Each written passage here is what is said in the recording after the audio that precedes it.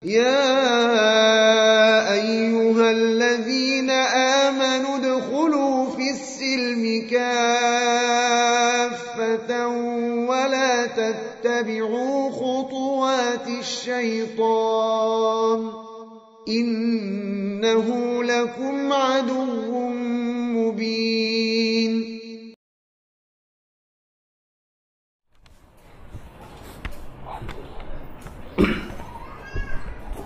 Apakah menyebarkan berita baik di media sosial merupakan salah satu dari pengamalan rasa syukur kita? Misalnya alhamdulillah bisa beli mobil, rumah baru, ditulis di Facebook.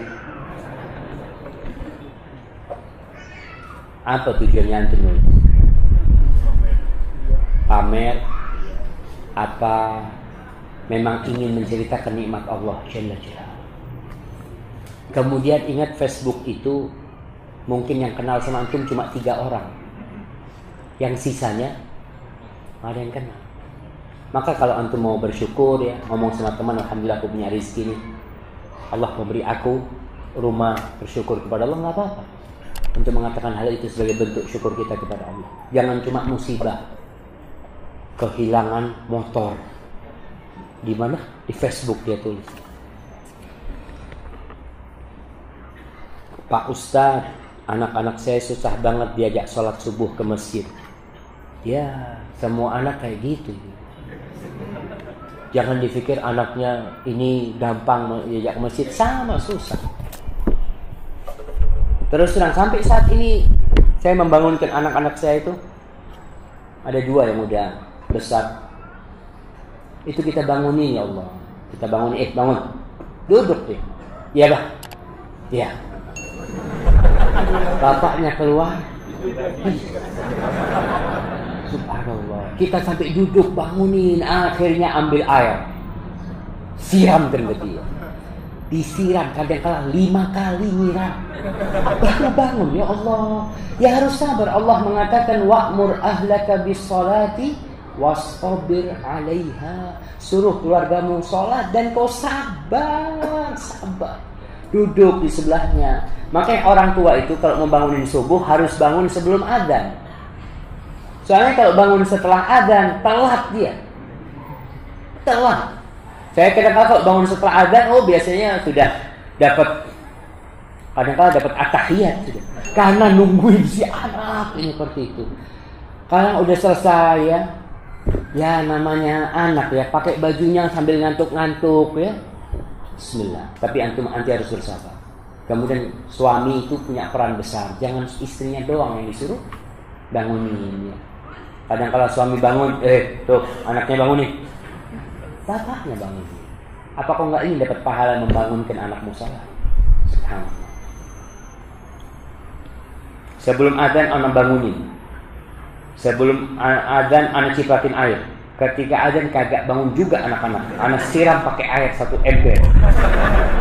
Anak-anak masih tidak mau sholat subuh di masjid. Apakah anak mesti mukulin anak-anak itu agar mau sholat subuh di masjid? Subhanallah. Emang ini ibu-ibu apa bapak-bapak? Kalau bapak-bapak kan tinggal dibawa tuh anak. Yang ditakutkan ini anak sudah besar. Dulu nggak pernah diajarin sholat. Kemudian setelah SMP, orang tuanya udah ngaji, anaknya dipaksa sholat. Rasul sallallahu alaihi wasallam menyuruh kita ngajarin anak sholat mulai umur 7 tahun itu, menyuruh. Sebelum 7 tahun udah diajarin sholat anak-anak itu.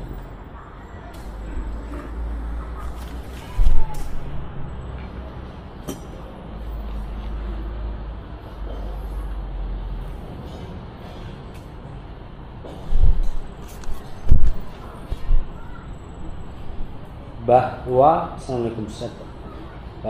tidaklah musibah itu menimpa seseorang kecuali sudah ditetapkan Allah.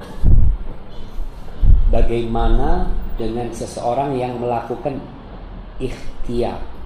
Ya, ikhtiar. Allah menyuruh kita beramal. I'malu fasayarallahu amalakum wa rasuluh. Kalian beramal. takdir Allah ini tidak untuk diperdebatkan. Rasul sallallahu alaihi wasallam ketika di kuburan di Baqi, beliau ditanya oleh sebagian sahabat, "Ya Rasulullah, aya'lamu rabbuna ahlal jannati min ahlin nar?" Apakah Allah tahu siapa di antara kita yang masuk surga dan siapa yang masuk neraka? Ditanya nih tentang akhir hasil dari ujian. Allah tahu nggak yang menang yang kalah, yang masuk surga masuk neraka? Kata Rasul, "Nah, Allah tahu." Fafimal amal. Kata para kalau gitu buat apa kita beramal? Nabi memutus pertanyaan sahabat itu dengan mengatakan, "I'malu fa kullun muyassarun lima khuliqa lahu." Tugas kalian tuh beramal. Kalian beramallah. Kalian kan nggak tahu dengan takdir Allah. Takdir Allah itu rahasia ilahi. Kita nggak tahu bosnya hasil usaha kita itu tiap hari 1 juta. Ada yang hasilnya 50.000, nggak tahu. Tapi tugas kita beramal. Maka tugas hamba itu imtithalu al-awamir. Laksanakan perintah Allah, jauhi larangannya, bersabar dengan takdir Allah. Tidak mendebatkan masalah takdir. Akhirnya kita nggak beramal. Tugas kita itu beramallah. Tapi ingat, ketika ikhtiar dan usaha ada batasan-batasannya. Ada yang halal, ada yang haram. Nih, yang ini nggak apa-apa nih kau jalani. Jangan mengatakan, "Ustaz, yang penting kan usaha." Iya. Tapi kalau usahanya haram, Allah murka. Karena Allah beri kepadamu jalan-jalan yang halal sebenarnya. Assalamualaikum Ustaz. Waalaikumsalam. Saya sudah beberapa kali jatuh dalam usaha saya disebabkan orang-orang yang saya didik dan besarkan mengkhianati saya. Dalam hal ini apa sikap yang saya harus perbuat dalam menghadapi ini? Salam. Apa jamaah? Maksud saya cuma sabar Ustaz. Nah, yang pertama sabar. Kemudian antum harus memperbaiki hubungan antum dengan Allah. Kalau kau perbaiki hubungan dengan Allah, niscaya Allah akan memperbaiki hubunganmu dengan manusia. Kenapa kok kita dapat teman-teman seperti itu? Atau mungkin karena banyak dosa kita? Atau mungkin kita juga pernah berkhianat? Atau mungkin memang musibah itu untuk mengangkat derajat kita? Ketika antum diuji terus, antum akan kembali kepada Allah terus. Tapi ada orang yang nggak sadar ketika diuji. Jadi antum melihat, dan pengkhianat itu jamaah banyak. Oleh karena itu tatkala kita berbuat, jangan mengharapkan balasan dari manusia. Antum kalau berbuat baik umpamanya sama tetangga antum ya, dikasih usaha ini supaya dia dapat berusaha, dengan harapan antum dapat balasan, yang ada sakit hati, dikhianati sama dia. Tapi kalau antum berbuat karena Allah, ana ngajarin dia karena Allah, dengan harapan ana jadi amal jariah ana, ilmu yang bermanfaat, sudah bismillah, nggak apa-apa. Dan ketika antum ridha bahwasanya itu takdir Allah, itu antum tentram. Ya udah dikhianati lagi, ya antum belajar lagi. Namun seorang muslim, kata Rasul sallallahu alaihi wasallam, la yuldagul mu'min min juhrin wahidin marratain. Seorang mukmin itu tidak disengat dari satu lubang 2 kali. Umpamanya gini, antum ditipu sama si A. Oke, udah. Berarti yang nggak benar siapa? Si A yang nipu. Kemudian antum ditipu lagi sama si A 2 kali nih. Siapa yang nggak benar? Udah mulai dilihat nih, ini si A apa si yang ini yang benar? Antum ditipu sampai 5 kali oleh si A, yang nggak benar siapa? Kita yang nggak benar. Bukan, memang dia dari awal udah nggak benar dia, tapi intinya yang lebih nggak benar. Ditipu 5 kali, 10 kali, Ustaz, ana ditipu lagi. Berapa kali? Udah 5 kali, Ustaz. Sama orang yang sama. Iya, Ustaz, sama orang yang sama. Ya, ana nggak tahu lah gimana caranya menghadapi orang seperti ini. Karena seorang mukmin itu kayis. Dia tahu, oh, ana nggak boleh lewat jalan sini. Antum tahu lewat jalan situ ada begal. Tiap hari lewat jalan situ antum. Yang salah antum sebenarnya.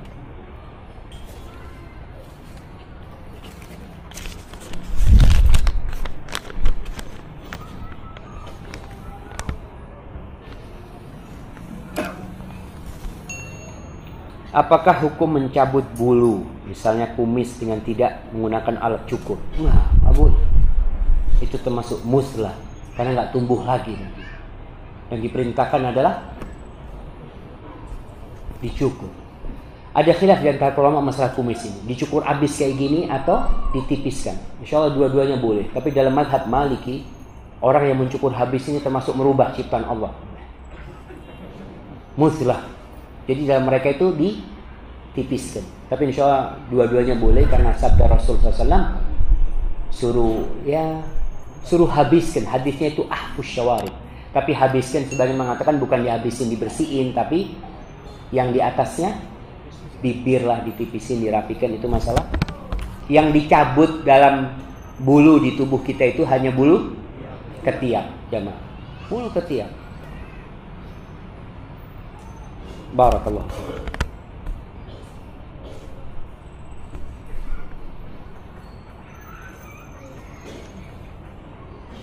Nah, ini bertanya tentang at-tahiyat ya, tasyahud, menggerakkan tangan atau tidak menggerakkan tangan. Jadi telunjuk, yaitu masalah khilafiyah di antara para ulama. Yang berpendapat menggerakkan mereka memiliki dalil yang kuat, dan yang tidak menggerakkan juga dalil mereka kuat. Insya Allah dua-duanya boleh diamalkan ya.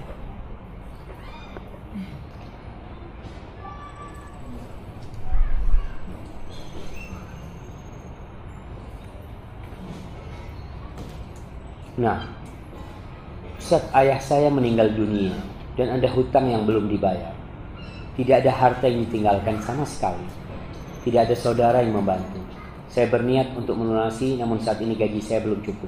Apakah ada keringanan untuk almarhum sampai saya bisa melunasi seluruh hutang-hutangnya? Di dalam Islam, hutang itu termasuk perkara yang berat. Tidak boleh orang gampang-gampang berhutang. Rasulullah SAW berlindung dari hutang. Rasulullah SAW.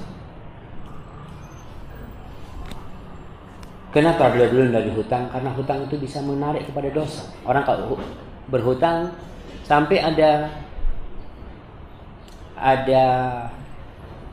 peribahasa di Arab situ. Kalau kau nggak suka sama temanmu, anda nggak suka nih sama fulan umpamanya. Kalau kau nggak suka sama dia, pinjemin uang dia. Pinjemin duit, kasih 1 juta. Insya Allah nggak pernah ketemu ente lagi. Karena orang kalau punya utang kan malu dia ketemu. Aduh, anak belum bayar utang. Dia akan cari tempat lain. Hutang itu memang membuat orang jadi malu ya, kegundahan. Kemudian kita tahu bahwasanya orang yang berhutang bergantung dirinya sampai dibayar hutang. Bagaimana kondisi yang seperti ini? Dia berusaha untuk mendoakan orang tuanya, minta kepada Allah keringanan untuk orang tuanya, dan niatkan antum untuk membayar. Di Indonesia ini silaturahim sudah banyak diputuskan. Ketika saudara nggak bisa bayar utang, saudara lainnya mampu, siapa yang bantu? Saudara lainnya. Oleh karena itu, tatkala Zubair bin Awam meninggal dunia, dia berpesan kepada anaknya, kau bayar utangku. Kalau nggak cukup hartaku, kau minta tolong kepada kerabat, kepada keluarganya yang ada hubungan rahim. Silaturahim itu bukan hanya berkunjung, bukan, bantuin. Kita itu kadang-kala lebih mau membantu yang jauh daripada yang dekat. Karena kalau membantu kerabat itu biasanya kerabat tidak akan cerita, karena dia nggak enak lah. Ya, nanti motor dari mana? Oh, dari sepupuku, dari pamanku, dari kakak. Kadang-kadang dia malu. Tapi kalau ngasih sama orang lain, kan dia akan cerita. Kita lebih suka ngasih kepada orang lain karena ada cerita di situ. Maka seharusnya keluarga itu kita tumbuhkan kembali silaturahim di negeri ini. Semoga Allah menurunkan rahmatnya kepada kita dengan silaturahim yang hidup. Bolehkah ana terus menerus berdoa untuk segera mendapatkan pasangan hidup? Ana izin minum.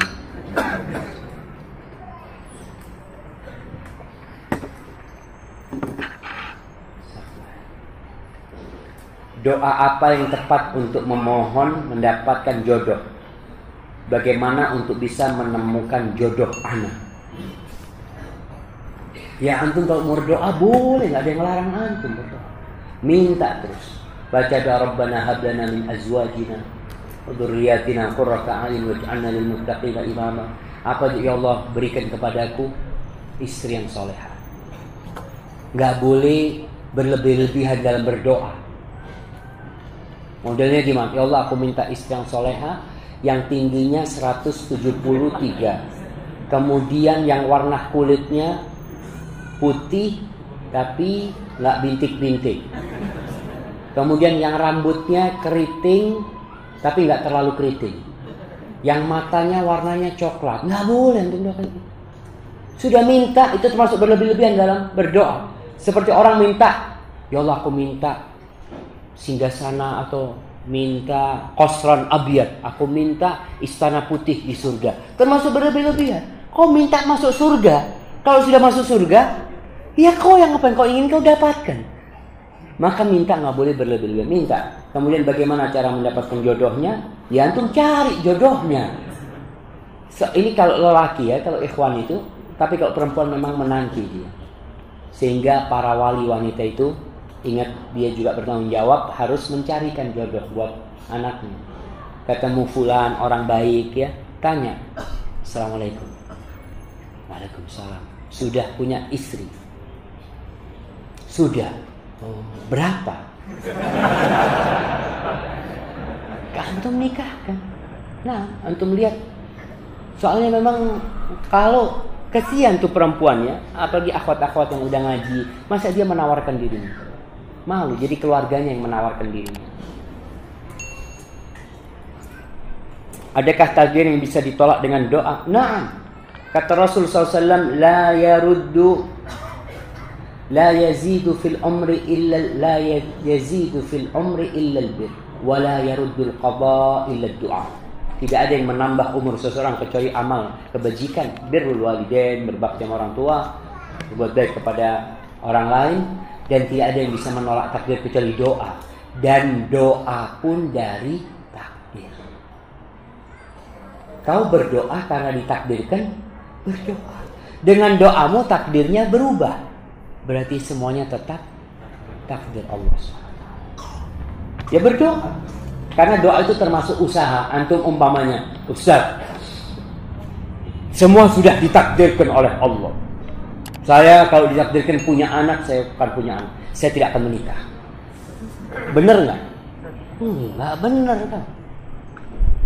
Orang mau punya anak harus menikah. Maka dengan menikah itu termasuk usaha. Salah satu bentuk usaha adalah berdoa. Doa minta sama Allah SWT.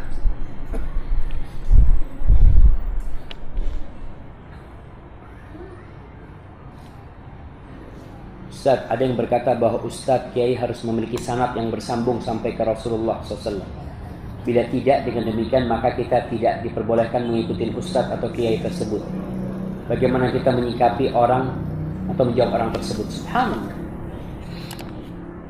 Al-Quranul Karim nyambung gak sampai Rasul SAW? Al-Quran itu nyambung sampai Nabi dan sampai Jibril lalu kepada Allah. Orang yang baca Quran nyambung nggak? Nyambung. Sekarang Sahih Bukhari nyambung nggak sampai Rasulullah SAW? Nyambung sampai Rasulullah SAW. Memang kalau antum nggak nyambung ya bahaya. Dapat ilmu dari mana itu? Kita semua alhamdulillah kitab-kitab sudah dibikin. Sahih Bukhari itu nyambung sampai Rasulullah SAW. Aku ngambil ilmunya. Ilmunya siapa? Ilmunya Imam Bukhari. Ilmunya Imam Ahmad. Musnad Imam Ahmad. Ilmunya para sahabat semuanya nyambung sampai Rasulullah SAW. Dan betul kalau ada ustadz yang ilmunya nggak nyambung sampai Rasulullah SAW, umpamanya nyambung sampai Abu Lu'lu al-Majusi, jangan ikuti. Berarti nggak nyambung sampai Rasulullah SAW. Maka alhamdulillah ilmu kita semuanya nyambung sampai Rasulullah SAW. Makanya betul yang dikatakan itu, tapi maksudnya dia beda sebenarnya. Harus punya sanad khusus. Dan syarat itu harus lewat guru dia. Padahal para sahabat Nabi itu banyak sekali. Wallahu a'lam bishawab.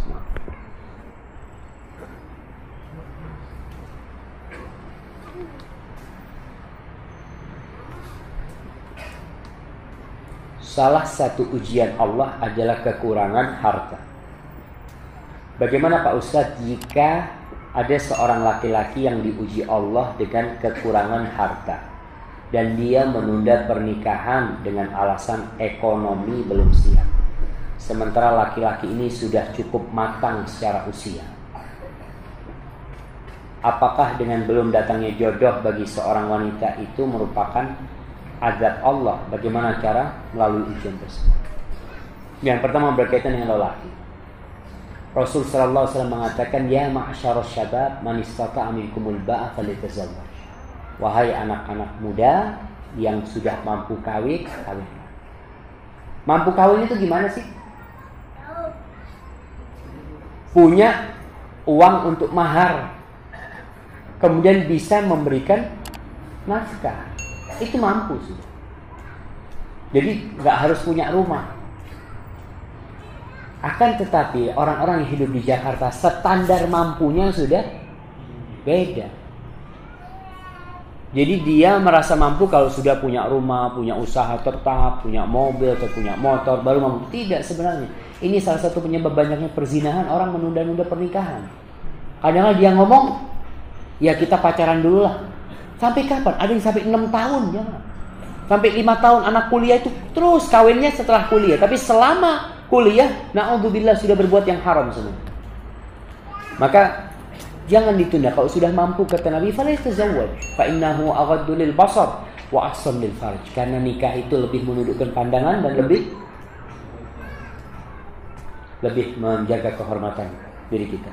Terus wanita yang belum kedatangan jodohnya, belum tentu itu azab, itu ujian dari Allah. Ada wanita yang sampai mati nggak kawin, dan ada lelaki yang sampai mati nggak kawin. Apakah itu azab? Itu ujian dari Allah insya Allah. Kalau dia bersabar. Tapi kalau dia nggak punya pasangan hidup lalu berzina, azab. Na'udzubillah min dzalik.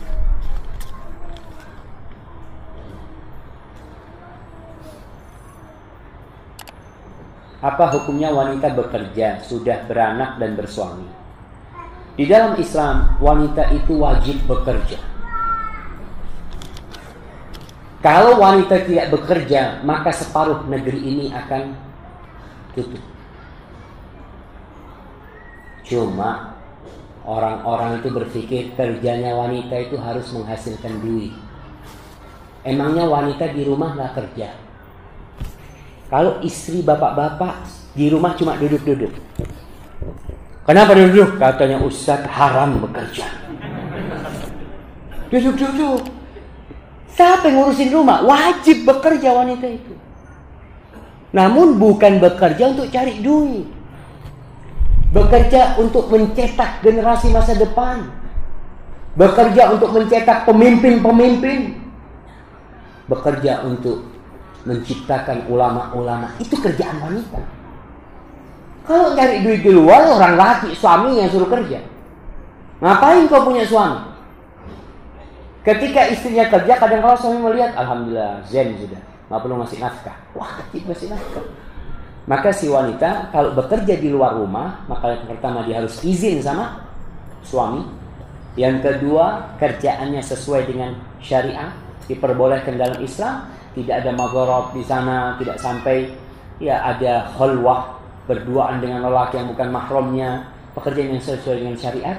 Dan yang ketiga, jangan sampai menelantarkan kewajibannya sebagai istri dan ibu.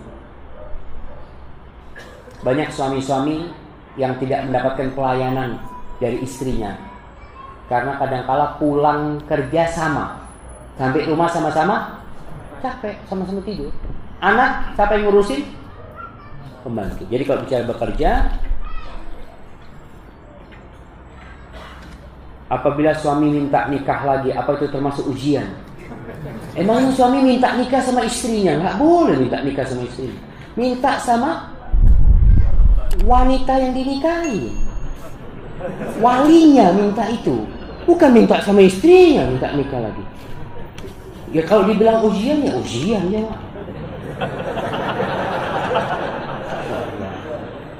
Kapan kita bahas? Besok insyaAllah. Kita besok bahas insyaAllah di Blok M Square ya.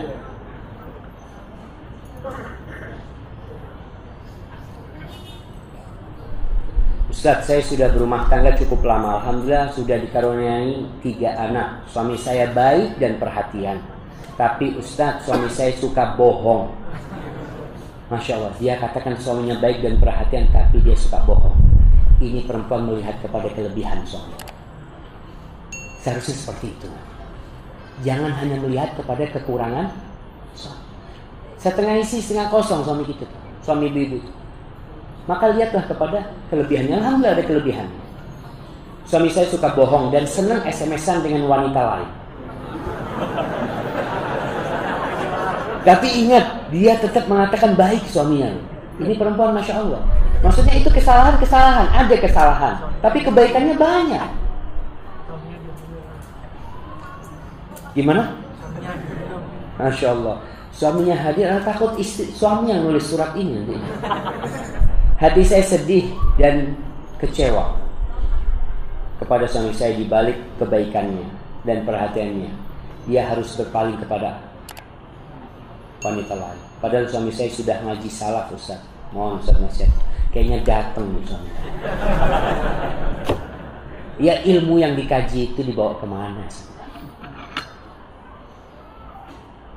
Nanti sebelum kita melewati sirat, kita akan ditanya salah satunya an ilmihi mada amila bihi, tentang ilmu yang kau dapat kau gunakan untuk apa. Maka tolong ilmunya diperhatikan. Berhubungan dengan wanita yang bukan mahramnya boleh kalau ada urusan. Kita memang nelpon mau beli barang sama perempuan ya, memang ada urusan yang diperbolehkan, boleh.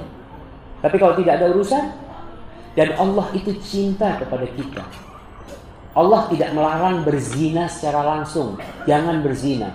Allah melarang wala taqrabuz zina, jangan mendekati zina. Segala lorong menuju zina itu ditutup. Mulai memandang, mulai berbicara, mulai menyentuh, mulai berduaan, itu semua dilarang supaya jangan sampai berzina. Kemudian bagi wanita ini menghadapi suami yang kayak gitu, coba lihat, mungkin dia kurang perhatian sama suami. Karena salah satu cara memperbaiki suami yang gak baik adalah introspeksi diri. Mungkin aku tidak. Biasanya perempuan lain yang belum kawin, kalau SMS-an mesti SMS-an yang baik-baik. Tapi suami istri SMS-annya SMS-an apa? Beliin tahu bang ya, beliin ini itu. Kalau sama perempuan, Masya Allah, gimana keadaanmu? Ada nggak istri yang SMS suami, bang gimana kondisi keadaanmu sekarang bang? Hampir yang ditanya, bang jangan lupa bawain sayur nanti pulang. Jadi si istri harus memperbaiki diri. Bagaimana dia sekarang ngobrol sama suaminya ya, sebelum ngobrol sama suami dan dengan siapa-siapa ya, usahakan kita ini baik. Banyak orang ketika ngobrol sama keluarganya, sama ibu, sama orang tuanya, langsung to the point. Karena pulsa, takut pulsanya. Oh kata, assalamualaikum, kabar bah, apa sehat bah, kabar umi gimana, atau istri tanya gimana kabarmu, alhamdulillah. Baru setelah itu ucapkan keinginannya, apa maksudnya. Begitu pula istri kepada suami, agar suaminya ini jadi lebih baik ya di rumah ya, usahakan berpenampilan yang disenengin sama suaminya. Banyak istri ya, mudah-mudahan di sini nggak ada. Kalau di rumah itu nggak urusan sama penampilan, mau penampilan kayak apa lah yang lihat cuma suami anak. Ya ini yang boleh ngelihat ente cuma suaminya. Bukan kalau keluar rumah malah berdandan bersih. Di rumah dihapus, baru masuk rumah langsung dihapus. Nah benar, maka tolong ibu untuk memperbaiki suaminya dengan cara seperti itu, dan suaminya mengamalkan ilmu yang dia pelajari bersama. Wallahu a'lam bishawab. Ana mau tanya, saat Ana jelaskan tentang surga dan neraka kepada teman Ana bilang dia yakin dengan surga namun tidak yakin dengan neraka. Beliau berkata, Allah kan maha baik, tidak mungkin menyiksa bahkan membakar hambanya di dalam neraka. Allah memang benci dosa tapi bukan pada pelakunya. Bagaimana dengan kalimat subhanallah? Allah benci kepada dosa, tidak benci kepada pelakunya. Allah sering mengatakan al-kafirin, al-mutakabbirin, al-zalimin. Itu pelaku apa bukan? Pelaku kezaliman semua. Allah benci. Dan ada sebuah ya kalimat yang tersebar lah. Sama orang kafir kau jangan benci sama orangnya, tapi benci kepada kekufurannya. Kita benci sama orangnya dan benci kepada kekufurannya. Bagaimana Nabi Ibrahim? Allah mengatakan, laqad kana lakum fi Ibrahima walladzina ma'ahu, laqad kana lakum uswatun hasanatun fi Ibrahima walladzina ma'ahu idh qalu liqaumihim inna bura'a'u minkum wa mimma ta'buduna min dunillah kafarna bikum wa bada bainana wa bainakumul adawatu wal baghdha'u abadan hatta tu'minu billahi wahdah. Kata kaumnya Nabi Ibrahim, kita nih berlepas diri dari kalian dan dari yang kalian sembah. Berlepas diri dari kalian sebagai pelaku kesyirikan dan berlepas diri dari kesyirikan mereka. Telah tampak antara aku dan kalian permusuhan, musuh, kebencian. Sampai kapan? Sampai kalian beriman kepada Allah. Maka kalau dikatakan Allah nggak benci dengan orang-orang yang berbuat kesyirikan, tanyakan mereka berbuat syirik dengan tubuh pemberian Allah. Udah dikasih kenikmatan dia bermusyrik. Kalau dikatakan nggak ada neraka, baca Al-Quranul Karim. Ya mungkin dia nggak pernah baca Al-Quran. Kasih tahu bosnya Allah menjelaskan dalam Al-Quranul Karim segala yang dibutuhkan oleh manusia.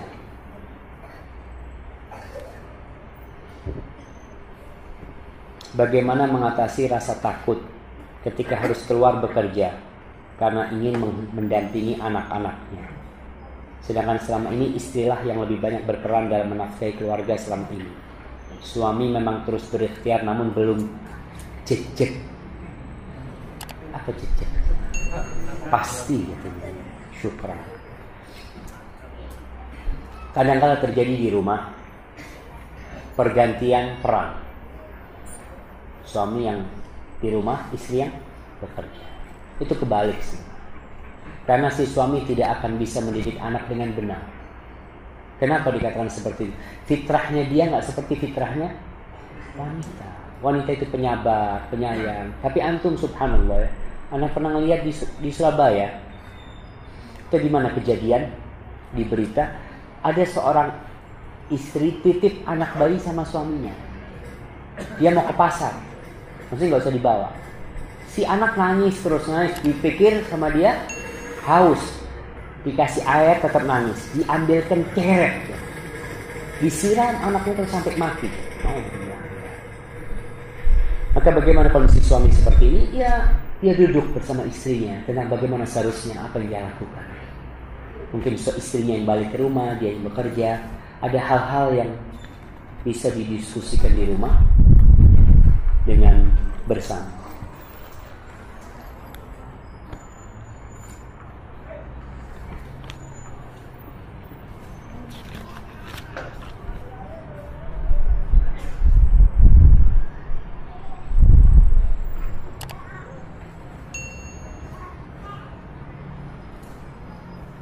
Nah, apa Ustaz, pertanyaannya di luar materi. Ini ada 2 pertanyaan mirip ini. Di suatu kajian diadakan semacam kompetisi dengan hadiah umroh. Apa hukumnya umroh tanpa mahram? Kalau hadiah umroh jelas, tanpa mahram, hukumnya umroh tanpa mahram. Kita tahu, jangan bicara umroh tanpa mahram ya. Bukan umroh tanpa mahram, safar tanpa mahram.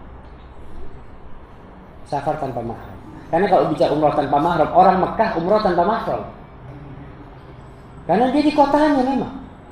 Safar. Ada perempuan-perempuan yang Masya Allah, dia kemana-mana tanpa mahram. Dia berangkat ke Surabaya, ya, ke tempat suaminya tanpa mahram. Pas mau umroh dia tanya, Ustaz, apa hukumnya umroh tanpa mahram? Ente ke Surabaya tanpa mahram, ke sana tanpa mahram, safar. Kenapa kau tanyakan tentang umroh tanpa mahram? Masalahnya bukan di umrohnya, tapi di safarnya. Kalau kau bisa biasa kemana-mana tanpa mahram, ya nggak perlu tanya kau umroh tanpa mahram. Kalau kau biasa memang safar tanpa mahram, dan itu berdosa. Safar tanpa mahram, bukan umroh tanpa mahram. Ingat, harus jelas. Yang tidak boleh itu bukan umroh tanpa mahram, tapi safar tanpa mahram. Kemanapun, mau ke Mekah, mau ke Amerika nanti. Yang namanya safar tanpa mahram itu dilarang. Kalau dia umpamanya safar melaksanakan umrah tanpa mahram, sah umrahnya. Umrahnya sah. Tidak dikatakan umrahnya tidak sah, karena permasalahannya bukan dengan umrahnya. Permasalahannya dengan safarnya. Maka tolong diperhatikan seperti ini. Ini bertanya, apakah ketika umrah ada miqat di Ji'rana? Apakah umrah pada tawaf wada? Berkaitan dengan miqat. Ji'rana itu termasuk miqat buat orang yang tinggal di Mekah. Jadi orang yang tinggal di Mekah itu kalau mau umrah, orang yang netap di sana itu harus keluar dari tanah haram menuju tanah halal. Di antara tanah halal yang paling dekat adalah Tan'im. Itu kira-kira 7 kilo sudah sampai tanah halal. Di situ boleh sudah mulai miqat. Mau ke Ji'rana, Ji'rana juga tanah halal. Boleh. Rasul SAW pernah bermiqat dari sana ketika beliau pulang dari Taif. Beliau sempat umrah dari sana. Tapi orang yang berangkat umrah jamaah itu bukan ketika di Mekah pakai haji mumpung ya. Pagi umrah, siang umrah, sore umrah, malam umrah. Ketika tanya, ente berapa kali umrah? Tetap dia mengatakan sekali berangkat umrah. Karena di sananya haji mumpung tadi itu. Adapun masalah tawaf wada buat umrah, ada perbedaan pendapat di antara para ulama karena tawaf wada itu wajib untuk haji. Sebagian mengatakan umrah pun seperti itu, tapi tidak, insyaallah tawaf wada untuk umrah itu hanya sunnah. Kalau kamu tawaf silahkan. Dan artian akhir dari perjumpaanmu adalah tawaf dengan Baitullah.